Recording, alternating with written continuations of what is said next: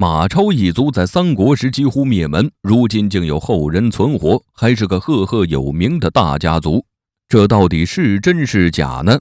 东汉末年群雄逐鹿，最终形成三国鼎立时期时，无数英雄好汉如同雨后春笋般冒了出来。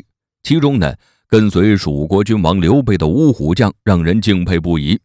五虎将里有刘备的两个结拜兄弟，分别是张飞、关羽，还有赵云、马超和黄忠。其中马超是一个相貌端正、身材高大威猛的人，他出自名门，是马援的后人，东汉开国的大功臣，还是明德皇后的父亲。马超像马家先辈一样聪明勇敢，具有高强的武艺。也就是这样一个人所展现出来的实力，让曹操很是心动，于是想将他收入麾下，辅佐自己。但马超不愿同他这种奸臣为伍，曹操一怒之下将马超全家灭门。建安16年，曹操想攻打汉中的张鲁，但他和张鲁之间隔着一个凉州，是马超等凉州军阀的领地。曹操试图通过马超和韩遂为首的军阀朝张鲁发动攻击，凉州军阀却觉得此事不简单，担心曹操呢会在攻下汉中后占领凉州。为了安全起见，马超等人联合关中张衡、河东马玩等人，率领10多万兵马反抗曹操。在此期间，马超做了一件十分鲁莽的事情，那就是去拉拢刘雄明，结果被对方拒绝了。马超颜面无存，当即带兵攻打刘雄明。刘雄明被打败后，心有不甘，投靠曹操。此时的曹操很清楚，以马超和韩遂为首的凉州军阀实力强大，于是选择按兵不动，留守阵地，等大部队来了再做打算。终于大部队到来，马超听说曹操要向西过河，于是向韩遂提议可以在渭河的河岸守着，曹操军队在没吃没喝的情况下就会选择撤退。韩遂没有采纳他的意见，改为了别的方案。曹操后来听说马超提出的建议，不由冷汗直冒。后来马超还设计准备偷袭捉拿曹操，不难看出马超是个有勇有谋的人。当然了，他打起仗来也是1等1的高手。当马超得知曹操向北渡过黄河时，带着4000兵马追上去，结果被打败了。但他并没有放弃，而是继续攻打曹操。曹操身边的谋士看着马超这般来势汹汹的架势，一时间都不知道该如何是好，最终只能建议曹操渡河。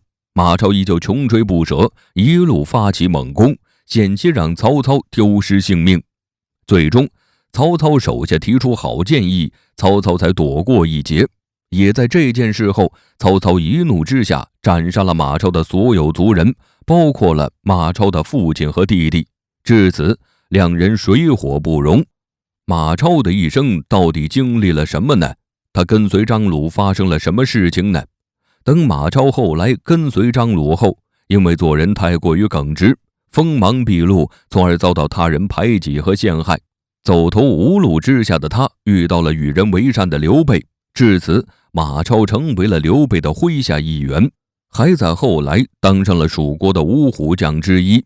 刘备对马超是相当不错的，给他高官厚禄的同时，还时常慰问一番。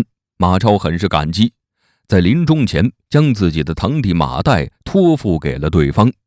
回顾他这一生，马超跟随了不少主人，也打过很多次仗，算是一个有计谋有刚猛的高手。但是呢，也因为自身性格缺陷受了很多苦，从而间接性害死了自己的家人。总而言之，马超的人生可以说是从辉煌一步一步跌入低谷的。在马超死后，刘备也死了，马岱也因为在官场中站错队，最终默默无闻地过完了余生。他何时去世的，怎么去世的，史书上根本没有记载。从这里可以看出，马氏家族是真的没落了。但是谁也没有想到，1000年之后的今天，也就是2005年的年底，有一个叫马良的记者发布出来的一则报道，竟然让人想起了马超。他前往亚美尼亚工作的时候，当他跟当地人交流时，无意间讲出自己的姓氏，他意外得知一个消息，那就是亚美尼亚有个马米科尼扬家族，他们的祖先就是中国人。马良一时间有了兴趣，他很快同马米科尼扬家族的人见面。在之后呢，他整理了信息，写了一篇报道出来，表示看到马米科尼扬家族的人觉得对方像极了中国人。后来双方交换了名片，马良这才知道这位马米科尼扬家族的人叫做苏里。苏里对马良提出了自己的见地，他说自己知道祖先是中国人，但不知道具体是谁。而且苏里还说他们这样认为也是有一定依据的。亚美尼亚史中有这样的记载，马米科尼扬家族的祖先来自于中国，家族最早的祖先叫马扛，在公元3世纪来到亚美尼亚。书中还有这样一段记载，马扛称自己的父亲是一位君主，因为犯罪举家迁到了此地，而后在亚美尼亚定居。不过亚美尼亚生活的波斯人想要强迫马抗家族等人改变宗教信仰。公元450年，亚美尼亚全民起义，马抗的后人也就是瓦尔丹马米科尼扬是带头人。这场战争死伤惨重，瓦尔丹马米科尼扬也牺牲了自己。虽然起义失败，但波斯人心生恐惧，到底还是选择退让了，没有再继续逼迫他们改变宗教信仰。三国名将马超居然还有后人存活，这是怎么回事呢？时间来到482年，瓦尔丹马米科尼扬的侄子，也就是瓦安马米科尼扬，继承了先辈骨子里不甘于被压迫的命运，带着百姓发动反抗波斯人的起义。最终他们成功了，亚美尼亚也开始恢复自行管理的方式，因此瓦尔丹和瓦安都成为了亚美尼亚的英雄。那么这两位英雄的祖先马抗和马超有什么关系呢？蜀世谱中有这样的记载，马超的堂弟马岱有一个弟弟叫马抗，马抗跟父亲一起向西走，走到了西海之地。记者马良也在历史学家苏仲祥的论文上发现，亚美尼亚君主特尔达特二世在位时期，时间是公元217年到238年，这同中国历史上三国所处时期完全吻合。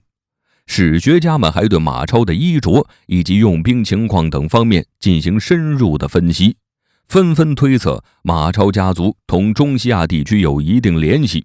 因此马米科尼扬极有可能就是马超家族的后人。但是也有一部分反对言论。陕西师范大学的教授于耕哲表示，蜀世谱当中关于马抗和其父去的西海有可能是青海湖，就算不是青海湖，也不一定就是亚美尼亚，因此根本不能肯定马米科尼扬家族是马超家族的后人。加上亚美尼亚人问题的起源和演变中记录亚美尼亚是由本地部落组成，因此马米科尼扬家族祖先是中国人还是需要进一步考证的。不管这是不是个误会，但这也可以看出马米科尼扬家族对他们先辈的尊敬以及对英雄的敬仰之情。在马良的报道中当他告诉苏里他们很有可能是马超家族的后代，并讲解了关于马超一族的辉煌事迹，苏里热泪盈眶。他激动地表示，原来瓦尔丹和瓦安会成为亚美尼亚的英雄并不是偶然，而是祖上流淌英雄的血液。其实呢，马米科尼扬家族的人是否是马超一族的人并不重要，所有人生活在同一片天空下，呼吸着同样的空气，享受同一个太阳的照耀，这也就代表大家是一个可以和谐相处的群体。即使如此，到底是不是亲人关系并不重要，重要的是每个人都可以怀揣一颗互相理解包容的心。